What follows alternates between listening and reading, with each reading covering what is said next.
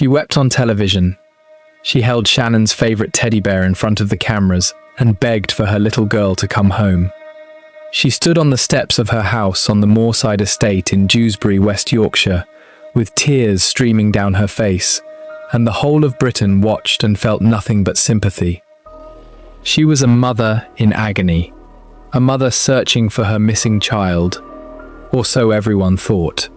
Because on the 14th of March 2008, when police officers finally forced open the base of a divan bed inside a flat 1 mile from her home, what they found changed everything.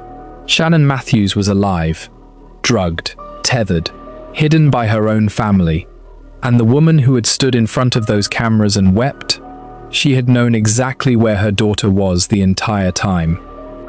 This is the story of Shannon Matthews, a 9-year-old girl from a West Yorkshire council estate whose own mother sold her childhood for £50,000.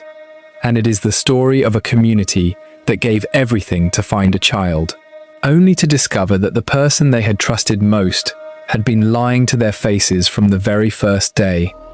Shannon Louise Matthews was born on the 9th of September 1998 in Dewsbury, West Yorkshire. She was one of 7 children. She lived with her mother, Karen Matthews, Karen's boyfriend, Craig Meehan, and her siblings in a terraced house on the Moorside estate in Dewsbury Moor, an area that over the years had developed a reputation in the national press as one of the most deprived council estates in England. But reputation and reality rarely match. And the reality of the Moorside was a community of tight-knit, fiercely loyal families who looked after each other with the kind of instinctive generosity that tends not to make the newspapers. Shannon was, by all accounts from those who knew her, a quiet, kind, and popular girl, described by her former best friend Callie Brown as caring and outgoing, someone who was friends with everyone at school. Shannon had 6 siblings. She liked swimming. She was 9 years old. Karen Matthews was 32 at the time of Shannon's disappearance. She had 7 children by 5 different fathers. She was in a relationship with Craig Meehan, a fish factory worker from the estate. She was a familiar face in the community, friends with Julie Bushby, the chairwoman of the Moorside Tenants and Residents Association, known to the neighbours, known to the local journalists. Craig Meehan's uncle was a man called Michael Donovan. He lived about 1 mile from the Moorside estate, in a flat in Batley Car. He was a quiet, reclusive 39-year-old who had legal name changed from his birth name Paul Drake to Michael Donovan, after a character in a 1980s television series. Nobody on the Moorside would have recognized his name. That would soon change. The 19th of February 2008 began as an ordinary Tuesday. At 3:10 in the afternoon, 9-year-old Shannon Matthews was seen leaving Westmore Junior School after a swimming lesson at the nearby Dewsbury Sports Centre. She was carrying her swimming bag. She set off for home. The walk was half a mile. She never arrived. At 6:48 that evening, Karen Matthews called the police to report her daughter missing. West Yorkshire Police launched their response immediately. Within 24 hours, more than 200 officers were deployed. Specialist search teams, sniffer dogs, helicopters. Officers began knocking on doors, questioning residents, reviewing CCTV footage from every camera in the surrounding area. Detectives questioned 1,500 motorists. They searched 3,000 houses. The investigation became the biggest missing child case in the history of West Yorkshire Police since the Yorkshire Ripper investigation in the 1970s. And at the centre of it, on television screens across Britain, was Karen Matthews. She made a tearful appeal to the media the day after Shannon went missing. She clutched Shannon's favourite teddy bear. She called Shannon her beautiful princess daughter. She begged her, if she was watching, to come home. The public responded immediately and enormously. Julie Bushby, Karen's friend and a natural organiser, set up a community search centre in a house on the estate. It became the heart of the operation. Within 48 hours, hundreds of local volunteers had joined the police in searching the surrounding streets, fields and canal paths. They wore T-shirts printed with Shannon's photograph. They put up posters on every lamppost, every shop window, every available surface. They walked the fields in the freezing February air, day after day, calling Shannon's name. At one point, Julie Bushby turned to Karen and said, as she later recalled, "I really hope they're all wrong about you." She didn't know yet that her suspicion was right. The Sun newspaper offered a reward of £20,000 for information leading to Shannon's safe return. That figure was later raised to £50,000, and it was that number, £50,000, that had started the entire thing. The plan, as it later emerged in court at Leeds Crown Court in November and December 2008, was as simple as it was monstrous. Karen Matthews had watched the disappearance of 3-year-old Madeleine McCann in Portugal the previous year. She had seen the reward money that had been offered by newspapers for information leading to Madeleine's safe return. She had seen the £2.5 million raised by the family's campaign. And she had turned to Michael Donovan and said, in effect, "We could do that." The plan was this.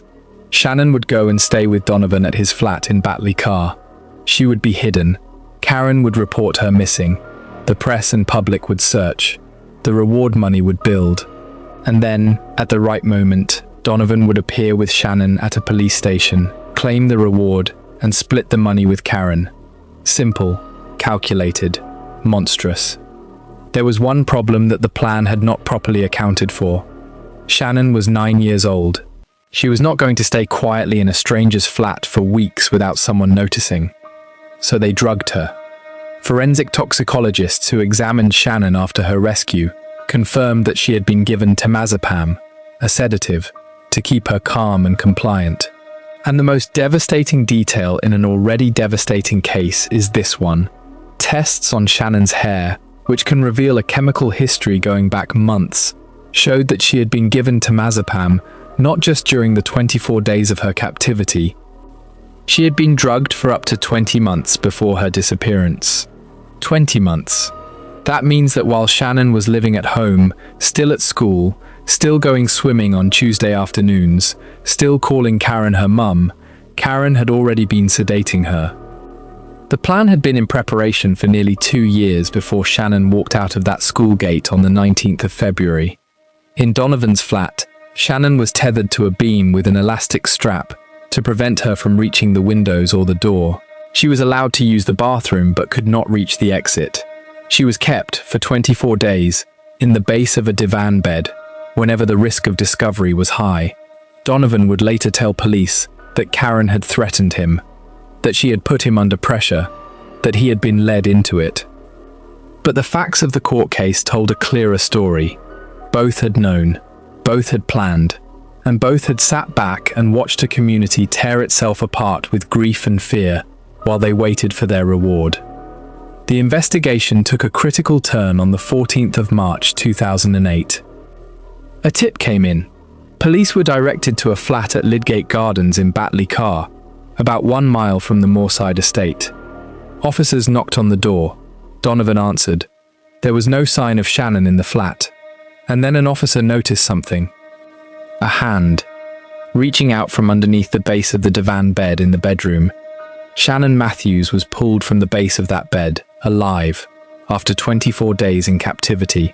She was described by the social worker who took her into care as disturbed, traumatized, and frightening. She would go on to need extensive psychotherapy. The police officer who found her was visibly overcome. Michael Donovan was arrested at the scene. As officers took him into custody, he shouted one thing: "Get Karen down here." And at that moment, the search for Shannon Matthews became something else entirely. Karen Matthews had been notified that her daughter had been found, safe, alive. Her response, according to the officers present, was to look at the detective's mobile phone and say, "I like the ringtone on your mobile." And then she went shopping. Back on the moorside, Julie Bushby and the hundreds of volunteers who had spent 24 days searching the frozen streets of Dewsbury felt a relief they would barely have time to enjoy.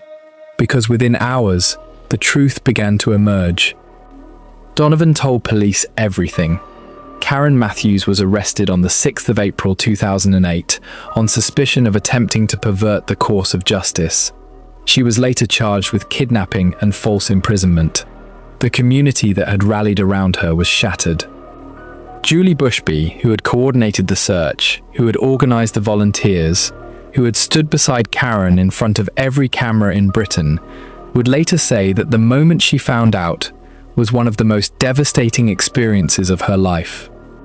The Moorside estate, which had shown some of the most extraordinary community solidarity Britain had seen in years, was now the center of a completely different kind of national attention. The estate was plastered with headlines. Karen Matthews was branded Britain's most hated mum. Neighbors who had printed Shannon's photograph on T-shirts and walked through frozen fields calling her name ripped the posters down. Some residents received threats. The Sun newspaper, which had funded the reward money, later ran a front page with the headline, "Devil Mum." At Leeds Crown Court in November 2008, the trial began. The evidence was overwhelming. Forensic toxicology confirming Shannon had been drugged for up to 20 months. The tether on the beam, the divan bed base where she had been hidden. Donovan's own testimony about Karen's involvement and the reward plan. Karen's changing accounts to police, which the prosecution described as telling lie after lie after lie. Karen took the stand and wept throughout. She denied everything. She claimed Craig Meehan had told her to take the blame. She said she was scared of him. The jury did not believe her. On the 4th of December 2008, Karen Matthews and Michael Donovan were found guilty of kidnapping, false imprisonment, and perverting the course of justice. On the 23rd of January 2009, they were sentenced at Leeds Crown Court by Mr. Justice McComb. 8 years in prison each. The sentencing was watched live on television. The community on the Moorside was, by many accounts, somewhere between relieved and destroyed. Craig Meehan, Karen's boyfriend, was not charged in relation to Shannon's disappearance. But a search of his computer during the investigation had revealed 11 counts of possessing indecent images of children. He was separately convicted and sentenced. Karen Matthews was released in April 2012 after serving half her sentence. She was given a new identity, a new name, a new home far from Dewsbury.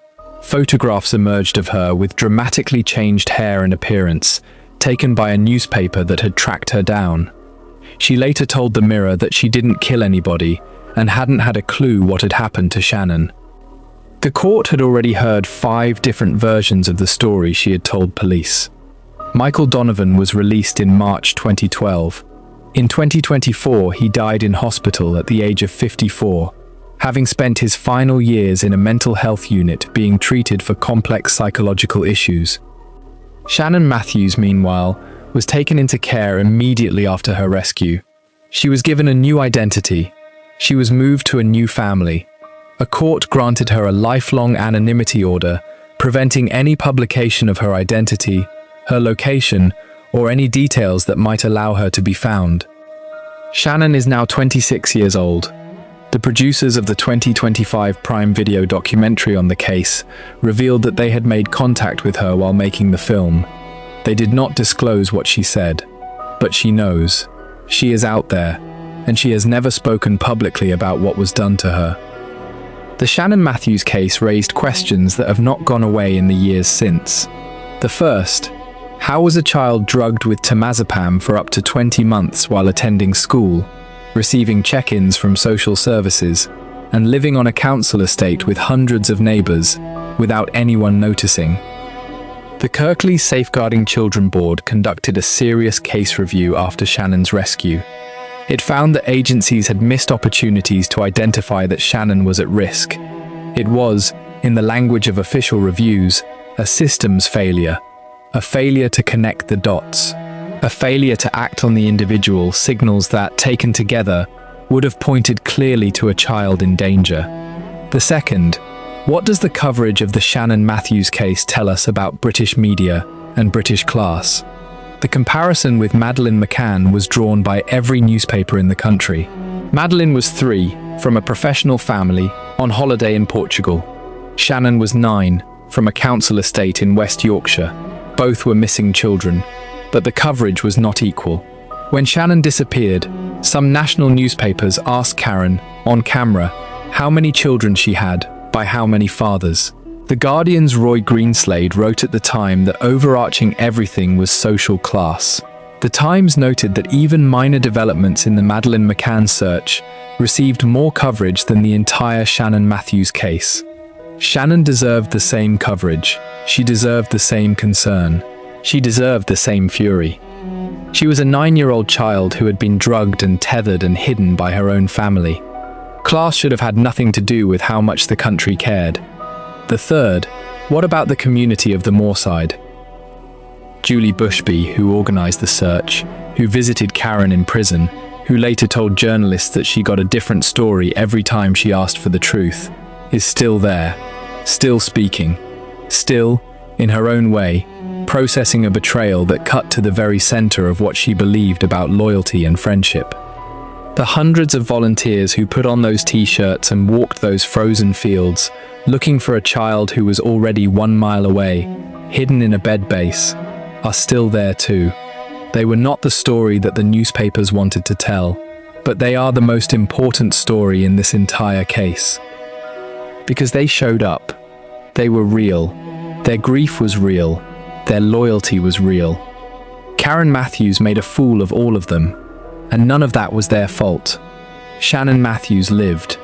In every other respect, the harm done to her is immeasurable. Drugged for nearly 2 years, held captive for 24 days, taken from everything she knew and given a new identity, a new name, and a new life by a court order before she was 10 years old. Whatever life Shannon has built since then, she has built it without the family that was supposed to protect her. And somewhere in Britain tonight, a woman who is now 26 years old is living under a name that is not the one she was born with, in a place that nobody is allowed to find, carrying the weight of something no child should ever have been made to carry. She is not a headline. She is not a cautionary tale. She is Shannon, and she deserved so much better than the mother she was given. If you stayed with this story to the end, if you sat with Shannon through all of it, then you already understand why this channel exists. Because stories like this one get simplified. They get turned into tabloid headlines and true crime thumbnails and dramatic reconstructions. And somewhere in the middle of all of that, the actual child disappears. We cover every case completely on this channel. Not just the crime, the person, the community, the systems that failed, the truth as it actually happened. If that is the kind of true crime you are here for, subscribe. Hit subscribe, turn on the bell, and share this with one person who needs to hear Shannon's story told properly. Because she was not Britain's most shocking hoax. She was a 9-year-old girl, and she deserved so much better.